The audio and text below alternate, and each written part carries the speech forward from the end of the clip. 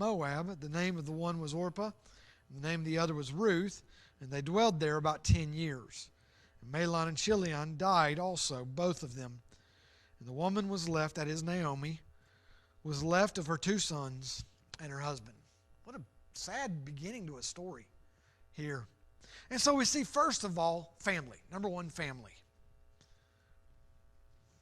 I give you some observations about the family here. First of all, it seems as though Elimelech's and Naomi's parents had a hope in Jehovah. That's letter A, that they had hope in Jehovah. Now, remember, it came to pass in the days when the judges ruled. There were very few spans of time. We just finished the book of Judges. We know this. There are very few spans of time in the book of Judges where the children of Israel experienced hope. We know this, that whenever they would fall into the enemy's hands after X amount of years, anywhere between just a few and a great many years, they would cry out to God and say, "Oh God, we're sorry. We'll put our idols away for now if you'll give us some help." And God would send a judge. And he would deliver the children of Israel out of the hands of the enemy. And then he would judge while he lived. We know this. And over we read, and when Gideon, Ehud, Jephthah, whoever it was, died, the children of Israel turned back to their previous gods. And they dug them out of the closets, put them back on the mantle, and those kinds of things. In the midst of all that, it seems that these 2 people, Elimelech and Naomi, that their parents remained faithful to God. Elimelech means God is king.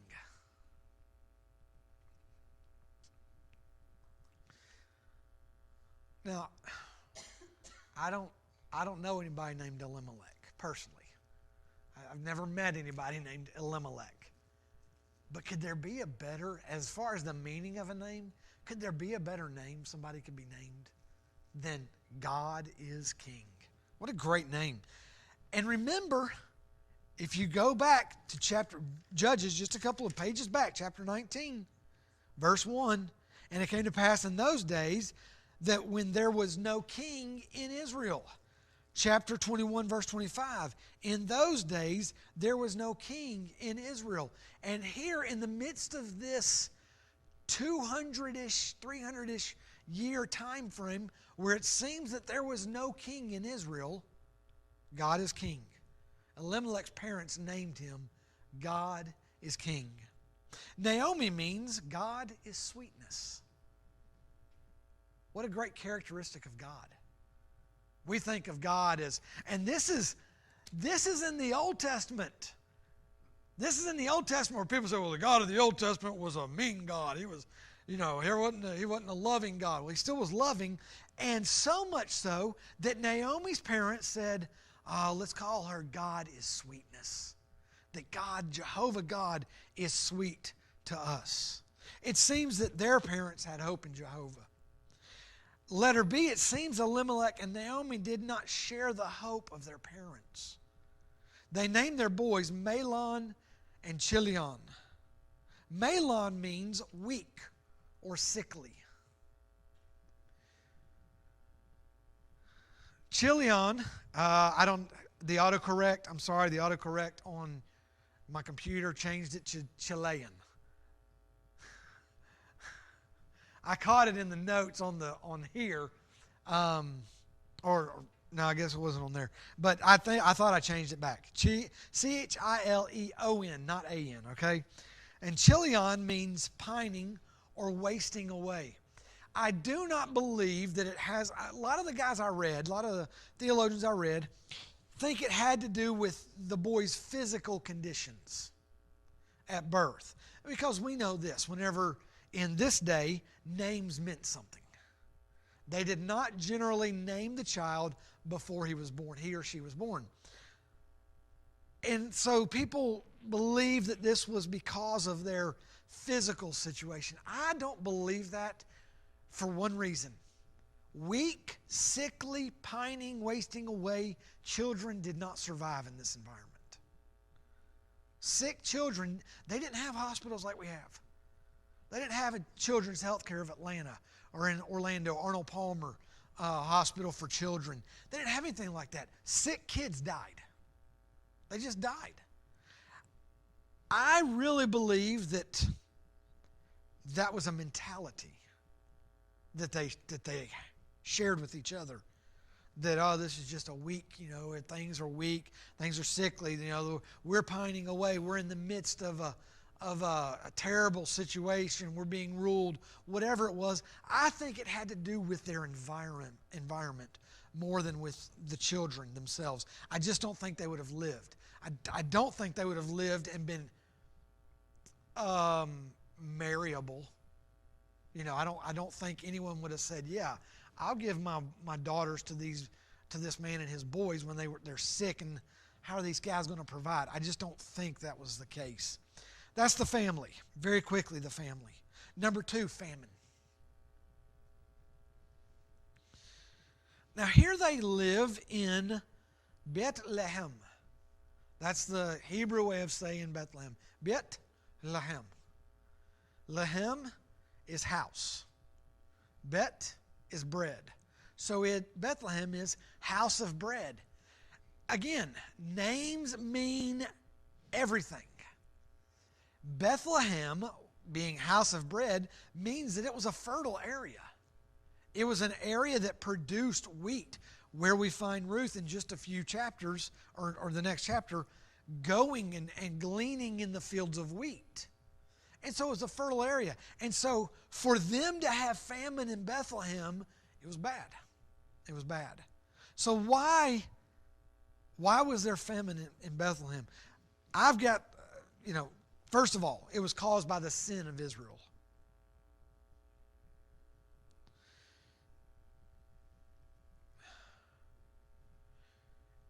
I've said this before.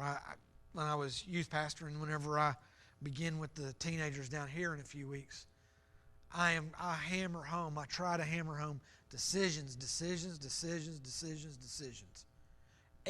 We know this. You are the result of the decisions you've made in your life.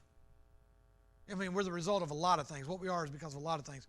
But we are right now the result of the decisions we've made in our lives. Be careful how I say this because we may have people watching. Before I came here, let me say it this way. Before I came here, I talked to another man about a month when I left the church in Tennessee. About a month or two before that, another preacher had lost his associate pastor. And he hired a guy. I should say it that way. He hired a guy. And I sat in a van pouring out my heart about what had happened, and he said, man, I wish this had happened 2 months ago. I was like, why? He said, because I would have hired you on the spot. We're friends. We knew each other. If I said his name, you would know him. People watching would know him. And he said that to me. Jessica and I were talking yesterday. I think it was last night.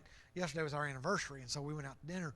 I said, if I would have been let go 2 months earlier, our lives would look a lot different. If I would have taken that job, if it had been available and I'd taken it. But we didn't do that, but we made a decision, and the church made a decision for us to be here.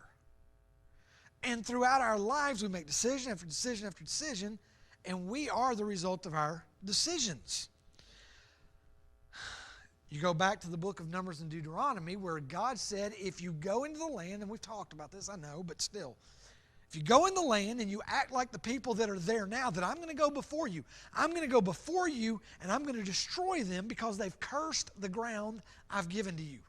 The ground that Abraham went and claimed that God gave to him, they have now cursed it by their actions, by their sacrifices of children and things like that. The land is cursed. I'm going to go in there and I'm going to clean it out for you. If you go in there and you act like them, I'm going to do to you what I'm about to do to them. That's what he told them. Well, they came into the land and they did exactly what he told them not to do. And so, now they have famine. Caused by the sin of Israel, number one, either by the invasion of enemy forces, which we know took place in the book of Judges, and this took place in the book of Judges. So it is either by invasion of enemy forces, or second of all, by the judgment of God due to the disobedience of Israel.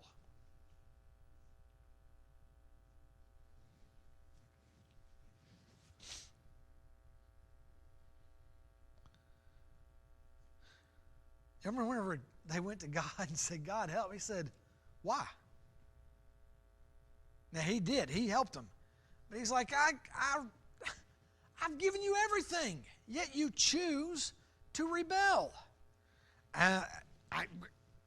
We could look at the lineage and trace it back to a general time. A lot of people think it was the time of Gideon that this took place. Others, the time of Isban. But we could come close to when it took place. But we don't know whether it was because of the invasion of the enemy forces and they shut it down, or maybe God said, I'm just not going to let it rain. I'm just not going to let it rain. You're going to have to deal with it. So either way, I believe it was caused by the sin of Israel. Because of this is why I say that. You take the converse of this. Caused by the sin of Israel. If Israel had gone in and if they would have obeyed God, if they would have gone in and done exactly what God had said, this would not have happened. We've talked about if they would have obeyed God, Judges wouldn't have happened. True. If they would have obeyed God, this book of Ruth wouldn't have happened. Because there would not have been a famine in the land. Letter B. The famine drove Elimelech to Moab. And I give you this because it is a consideration. It is possible, number one, it is possible, however unlikely, that Elimelech left because he saw no hope in the spiritual condition of the nation.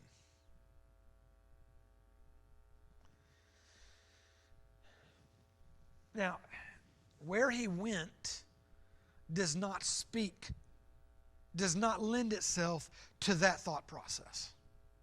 He left Bethlehem. If Elimelech and Naomi said, we're spiritually destitute, which they were, there's no hope here, we need to go somewhere that's going to be spiritually right. If they would have done that and gone, there was nowhere like that, first of all. But if they'd have done that, we could have admired them a little bit for it. But they went to Moab. There was no spiritual benefit to going to Moab. There was a physical benefit because Moab didn't have famine, but there was no spiritual benefit.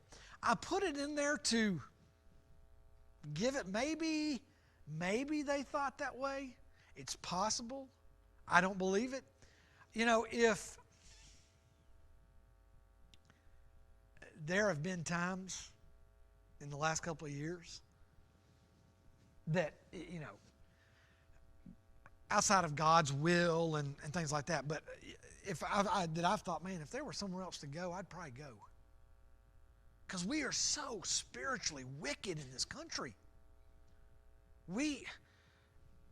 I don't know the validity of this. I was listening to a radio show the other day. I think it was Rush Limbaugh. And a caller said that Twitter does not, they take down some of Trump's stuff. But this guy said that they had allowed the brutalization of a little girl to be seen on Twitter. The new hashtag Save the Children or Save Our Children is being taken down in places. Facebook and Twitter and all this is censoring that stuff. Liberals don't care about that. It's obvious in the things they do and say. They don't care about the idea of pedophilia.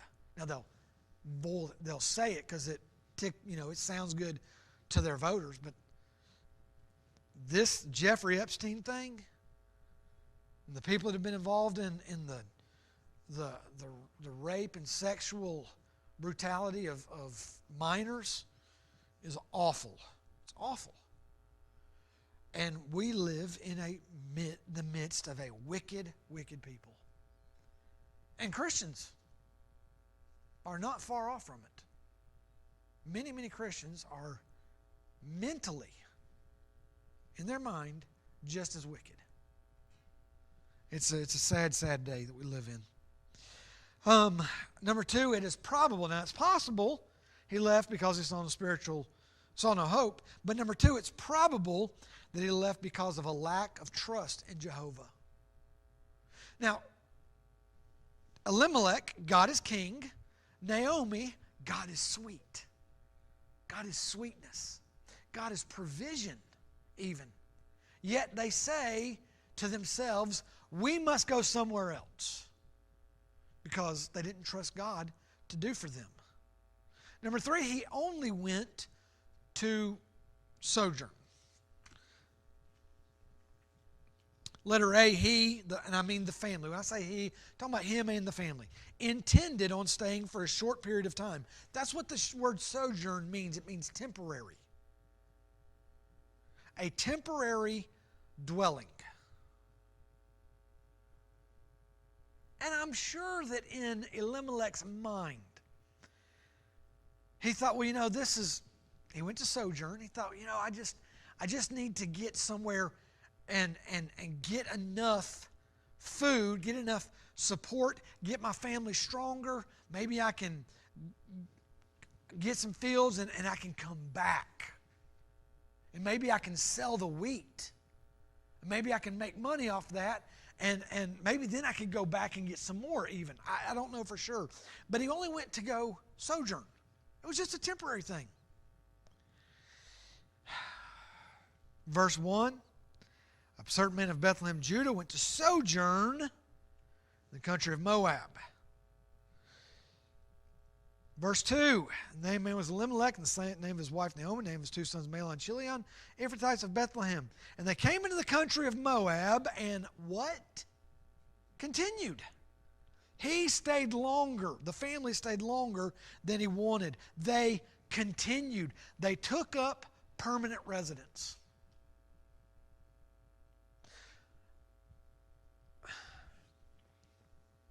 I was going to preach, and I may preach this Sunday on this. I was going to preach actually Psalm chapter 1, Sunday morning. Blessed is the man that walketh not in the counsel of the ungodly, nor standeth in the way of sinners, nor sitteth in the seat of the scornful. Okay?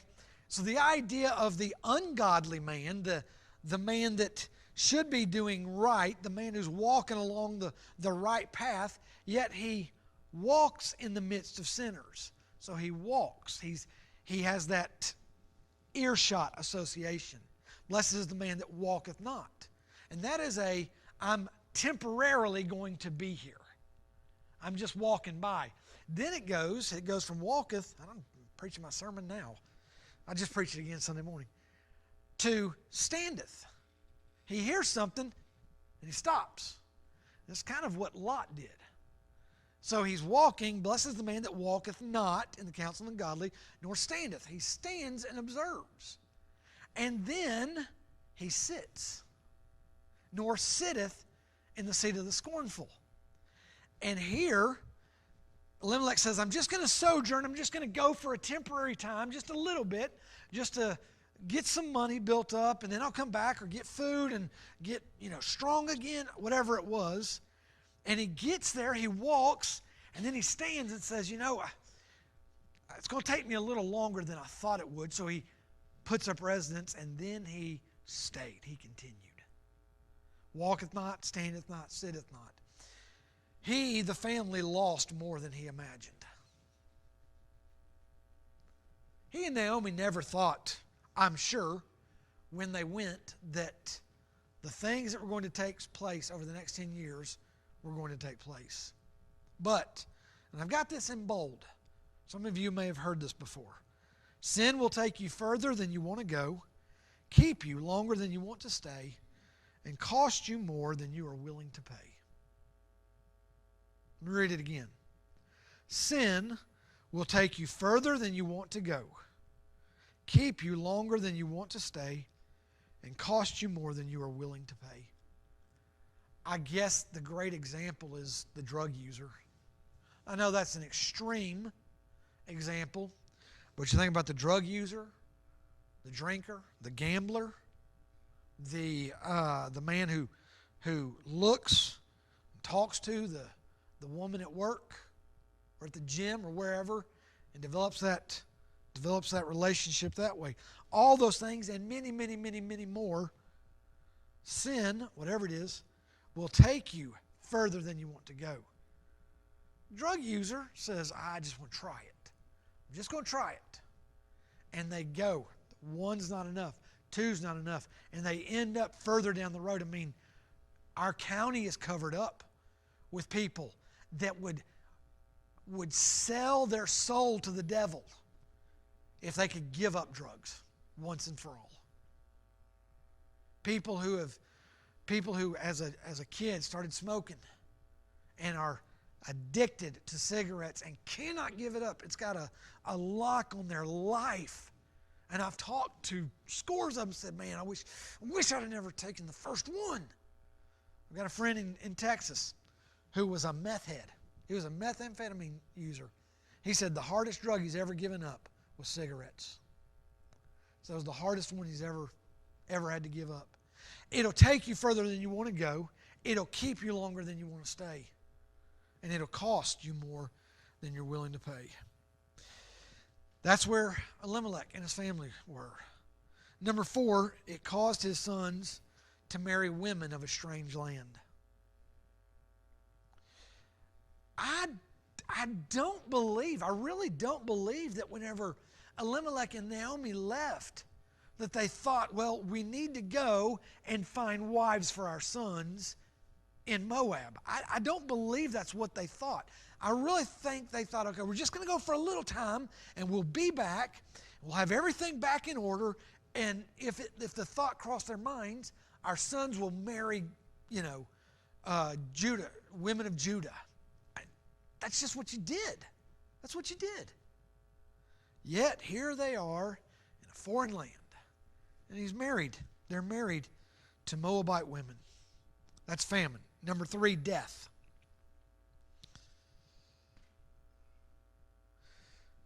Elimelech dies. I mean, hey, you talk about somebody who had his decision. We talked about this, decisions. His decision is what begins the story. Elimelech, in verse 1, a certain man of Bethlehem, Judah, went to sojourn in the country of Moab. He was going. That's his decision. We're going to go to Moab. His name was Elimelech. And in verse 3, Elimelech, Naomi's husband, died and she was left and her 2 sons. That's it. He's done. He doesn't last 100 words into the story. And Elimelech's dead. Now, we don't know the cause.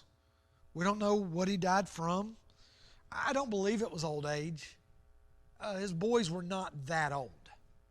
Might have had COVID. I don't know. If you let the people nowadays do the autopsy, they'd say he had COVID. I know, I shouldn't be cynical. But we don't know what it was. We do know this. We do know that he was not home.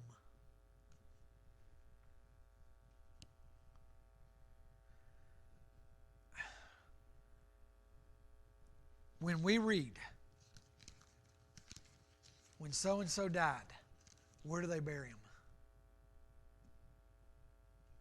Like in the book of Judges, Joshua, and whenever people died, it says they slept or they were buried with their fathers, right? Elimelech died, and he was buried in a foreign land. Not that that has any spiritual impact on anything, but it meant something to them to be buried with their fathers, with their ancestors. And here Elimelech dies. We don't know the cause, but we do know that he was not home. And I believe, this is just me, okay? If you want to mark this line, this number 3 out, you can. If you don't believe it, that's fine.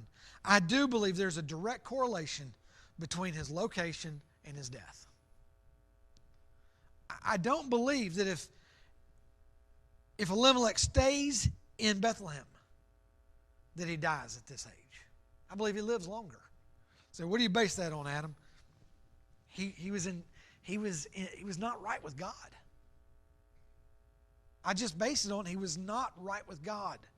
And I believe people who are right with God tend to live longer than people who are not right with God. That's just me. Okay? That's Elimelech. Then we have Mahlon and Chilion. Oh, this is where I corrected it. I corrected it here. I didn't correct it in the other one. I just was typing. I didn't catch it. Okay? Now, remember what their names were?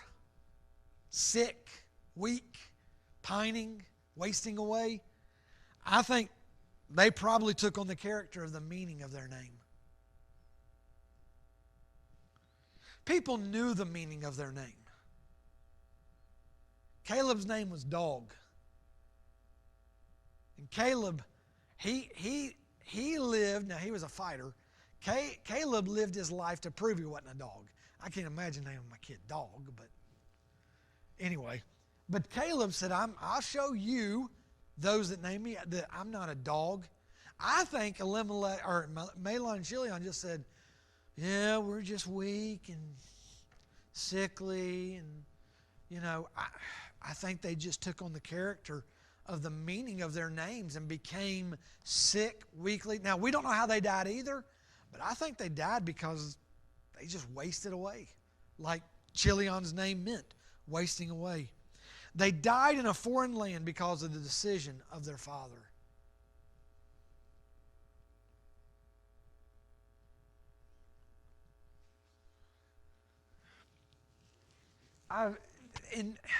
In youth work, oftentimes, not oftentimes, a lot of times, one of the big conversation topics is God's will. God's will, God's will, God's will. I want to know what God's will is. How do I find God's will? Where's God's will? All these questions about God's will. And, many times I've been asked, I don't know about many times, on occasion I've been asked, well, what if my dad and mom do something outside of God's will? Does that mean that I'm out of God's will? Well, no. There is, God, we know this, there's an order in the house. God, the man, in correlation with the wife, but the wife isn't the one who answers to God for the decisions of the family. It's the man. And Elimelech says, we're going to go. Well, the children, being in obedience to their dad, go with him. They're right with God at this point because they're following their father. Now, Elimelech's out of God's will. And it's odd how this works. But Elimelech's out of God's will, but his decision affects his family. Even though I don't believe his boys, they were under the protection of their dad. I don't think they were outside of God's will, but it still affected them. It's going to affect, the decisions we make affect our children. It doesn't make them out of God's will, but it does affect them. And they died in a foreign land because of the decision of their father, and they died with no one to carry on the name of their family. They had no heirs. They didn't just have no kids, they had no boys to carry on the name. And of course, that's a big deal. That's a huge deal in this time. And it's those reasons that we will see that Naomi says, no, don't call me Naomi anymore. Because God is sweet, God is kind, beautiful, and all those things. She says, God has dealt bitterly with me.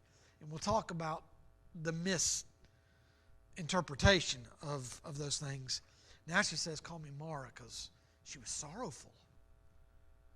Because of famine, because of death, because of the decisions of Elimelech. Lord, I pray that we will learn from the lives of these people, that we would make good decisions, that we would make right decisions, decisions that would bring us closer to you and not drive us further away. In Jesus' name we pray. Amen.